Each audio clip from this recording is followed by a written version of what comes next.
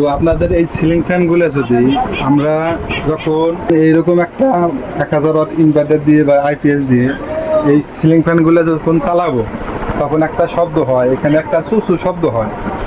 এই সুসু শব্দটা এখানে দেখা যায় কি যে জানি না, যদি এরকম একটা সুসু শব্দ হয় সেই শব্দটা আপনারা কিভাবে রিমুভ করবেন আজকের এই ভিডিও থেকে জানতে পারবেন। এটা হলো একটা কমন সমস্যা। এই সমস্যাটা আপনাদের দূর করার জন্য জাস্ট আপনারা খালি এই যে এইরকম একটা ক্যাপাসিটার নেবেন আপনারা। এখানে আমার 2.5 মাইক্রোফ্যারাড ক্যাপাসিটার। তো এই ক্যাপাসিটার দিয়ে আমি এই শব্দটা রিমুভ করবো।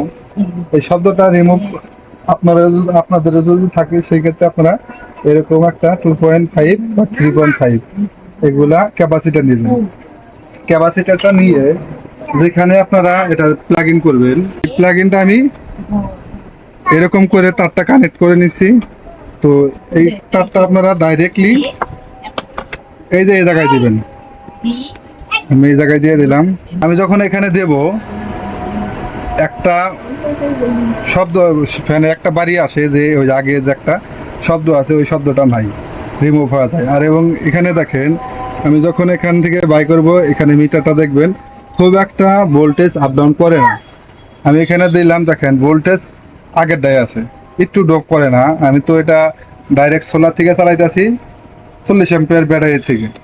40 অ্যাম্পিয়ার ব্যাটারি দিয়ে এই 1000 ওয়াট ইনভার্টার চালাইতেছি। সেই ক্ষেত্রে আমার এই ইনভার্টার থেকে একটা শব্দ আসে, এই শব্দটা আমার ফ্যানের শব্দ হয় যখন আমি ফ্যানটা চালাই তখন। তো এখন আমার ভোল্টেজটা ড্রপ করে নাই, আমার এখানে প্লাগ ইনটা দেওয়া আছে। তো এই যে আপনাদের এই জায়গায় করলে ডাইরেক্ট কারেন্ট আছে। এখন এই জায়গায় ডাইরেক্ট কারেন্ট আছে, এখন আপনারা এখানে হাত দিবেন না। আর একটা বিষয় যে ক্যাপাসিটারটা গরম হলে লাগাবেন না, গরম হলে এবারে ফেটে যাওয়ার সম্ভাবনা থাকে। তো আপনারা যখন এই ফ্যানটা চালাবেন তখন এটা কানেক্ট করে চালাবেন যদি এই সমস্যাটা হয়। অন্য ডিভাইস চালালে কোনো সমস্যা নাই, এটা কোনো সমস্যা নাই। আছে এটাকে খালি একটা বাড়তি একটা শো শো শব্দ। এই শো শো শব্দ হলো কিছু সার্কিট বোর্ড থেকে আসে, এগুলা দূর করার জন্য ওই সার্কিট বোর্ডে অনেক ডিভাইস দেওয়া থাকে, ওই ডিভাইসগুলো দেওয়া নয়, সেক্ষেত্রে আপনাদের এই সমস্যাটা হয়।